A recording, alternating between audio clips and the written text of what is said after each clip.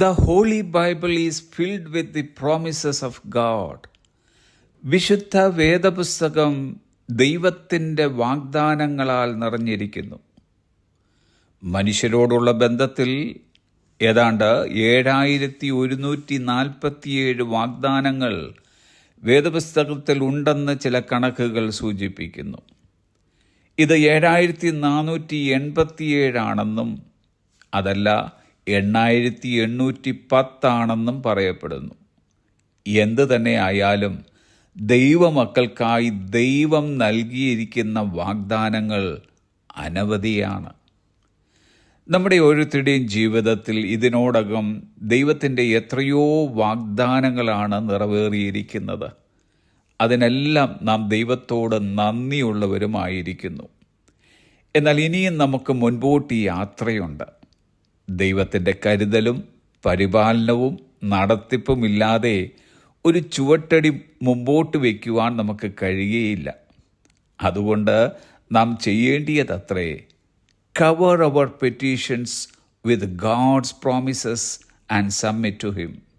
ദൈവത്തിൻ്റെ വാഗ്ദാനങ്ങളാൽ നമ്മുടെ അപേക്ഷകളെ ആവരണം ചെയ്ത് അവിടുത്തെ സന്നിധിയിൽ സമർപ്പിക്കുക.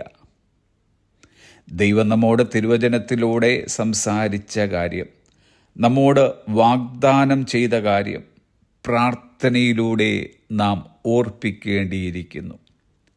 ദൈവത്തിനൊരു ഓർമ്മപ്പെടുത്തൽ ആവശ്യമുള്ളത് കൊണ്ടല്ല, മറിച്ച് നമുക്കത് ആവശ്യമായിരിക്കുന്നു എന്നുള്ളതിനാലാണ്. നാം നമ്മുടെ പ്രാർത്ഥനയിൽ ദൈവവചനം ഉരുവിടുമ്പോൾ യഥാർത്ഥത്തിൽ നാം അവിടുത്തെ ഇഷ്ടപ്രകാരം പ്രാർത്ഥിക്കുകയാണ്. അങ്ങനെയെങ്കിൽ തിരുവചനത്തിലെ നമ്മോടുള്ള വാഗ്ദാനങ്ങളെ നാം മനഃപ്പാഠമാക്കേണ്ടിയിരിക്കുന്നു. ആ വചനങ്ങളെ നമ്മുടെ ഓർമ്മയുടെ ഭണ്ഡാരത്തിൽ സൂക്ഷിച്ചു വയ്ക്കുക. ജീവിതത്തിന് നേരെ വെല്ലുവിളികൾ കടന്നു വരുമ്പോൾ, നിരാശയും ദുഃഖവും കടന്നു വരുമ്പോൾ, രോഗങ്ങളാലും പീഡനങ്ങളാലും നാം വ്യാകുലപ്പെടുമ്പോൾ, നന്മയുടെ ഒരു വഴി തുറന്നു കാണുവാൻ നാം ആഗ്രഹിക്കുമ്പോൾ, ഒരു മകന് വേണ്ടിയോ ഒരു മകൾക്ക് വേണ്ടിയോ നാം കാത്തിരിക്കുമ്പോൾ, ആത്മീയമായി ക്ഷീണം തട്ടുമ്പോൾ, നമ്മുടെ ഓർമ്മയുടെ ഭണ്ഡാരത്തിൽ നിന്നും നമ്മോട് നൽകിയ വാഗ്ദാനങ്ങളെ പ്രാർത്ഥനയിലൂടെ ദൈവത്തോടറിയിക്കുക.